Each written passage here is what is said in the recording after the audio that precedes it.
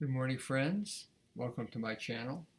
Today's violin lesson is on the Minuet number 3 by Johann Sebastian Bach. This is in book 3 of the Suzuki series. And what's different about this one from book 1 is that they have the middle section, which goes to minor.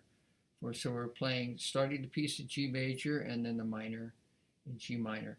The middle section in G minor. There's not much to add from my first discussion of this piece from book 1. That we've got a few little technical things at the opening. Probably using a fourth finger to keep it nice and even.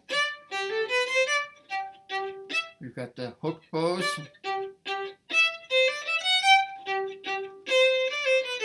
That's pretty standard. We have the repeat written out in the part.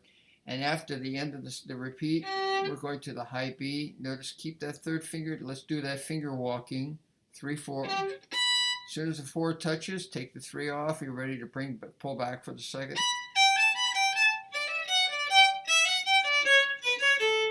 Again, I'm recommending here do a fourth finger on the keep the 3, 4.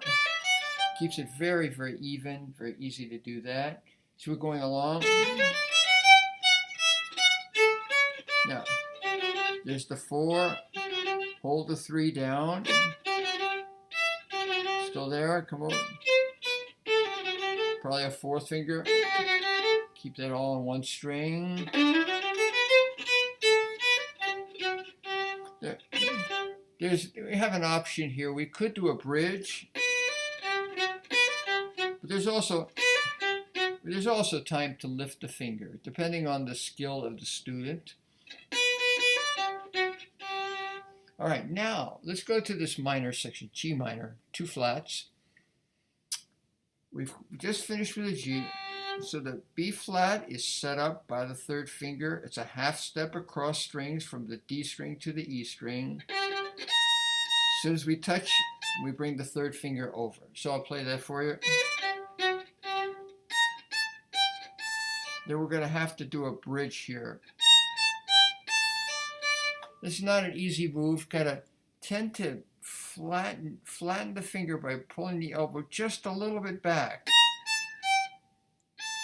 One of the very few exceptions where I'm usually tell my students, never think about this. But every once in a while, we got something like this situation.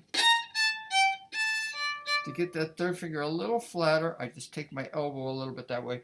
And a more advanced fingering, which is very musically nice, would be to play. Then we have total it. Very, very sweet, but that's kind of a little bit more advanced. So for now, let's not count that as a possible solution. Let's look at the bridge. Just a little bit flat. And a 3, 4. Now on this one, a more advanced fingering would be to shift the 2nd position. Makes it very, very easy. But again, let's assume that we're just sticking with very beginner level fingering. 1st position, we have an E flat. Hold the E flat down as you get that 1st finger in there. You notice I'm looking on the computer and I could see I actually have to pull my wrist in a little tiny bit to get that 1st finger. There's another exception because my basic rules is keep the wrist straight, fingers over the strings, and have the crutch. Well, here's an exception, right? Just pull it in just a little bit, just for a moment, then back to home base. Okay, so here's the way it goes now from the beginning. Bridge, 4 there, hold the 4 down. So you see how that all works. Now, if I do the advanced fingerings,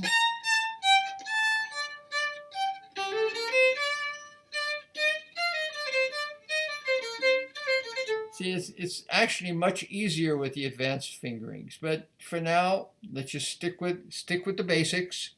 1st position, bridge, 4, hold the E flat down. Okay, so we've done that. Oh, and then the second time it comes back, then so we're still going to do the same, holding that fourth finger down.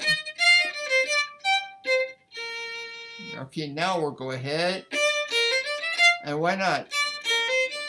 It's a little bit of extension, B flat, C, all whole steps, but the fourth finger again on the E.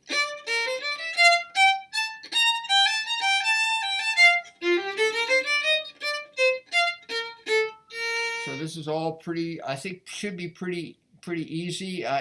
Playing in B flat, or G minor, excuse me, G minor is challenging for young players, but there's nothing particularly difficult. But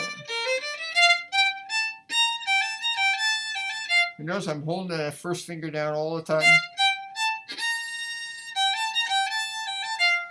And even going across strings, the first finger still keeping us solid, going over across. And of course, when I play the A, I have to pick the first finger up there. So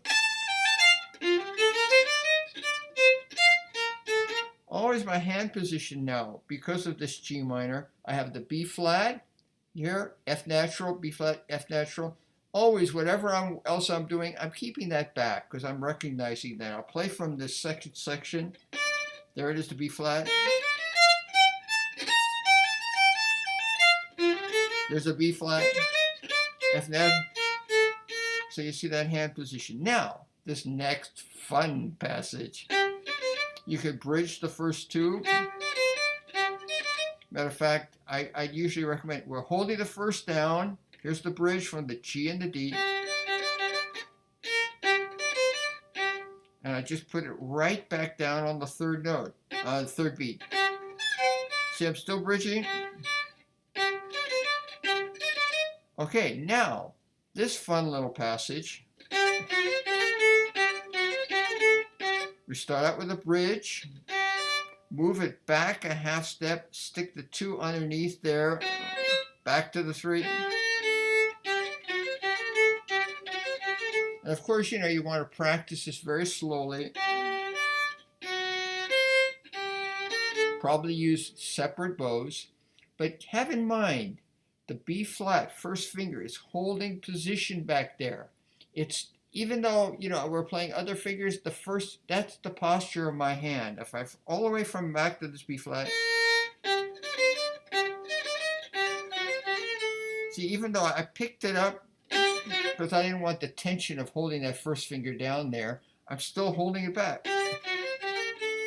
I'll play it again. Let me try it, see what it feels like to hold the first finger down. Yeah, it's actually doable. It's actually doable.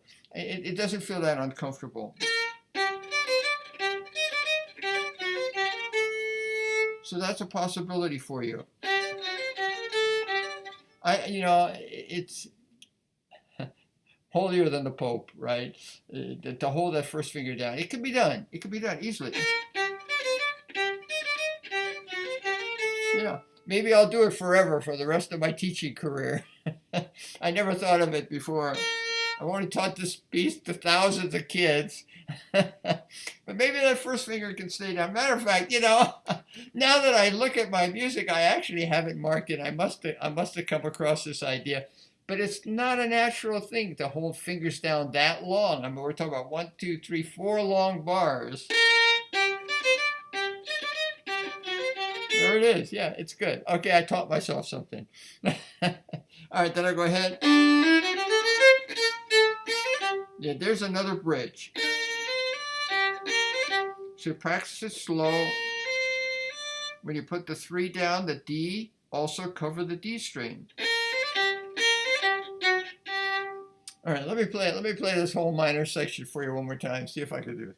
So when I'm about to start this, I often have this issue for children, for young players, not just children, young players. When I'm going to address the instrument, I'm going to get I see I'm in that key. I'm going to use an F natural. I put an F natural down to get my fourth finger B flat comfortable. I don't have to I don't have to do anything like that. I could just feel the first finger, put the fourth finger, won't disturb anybody. So here we go. Let me try one more time.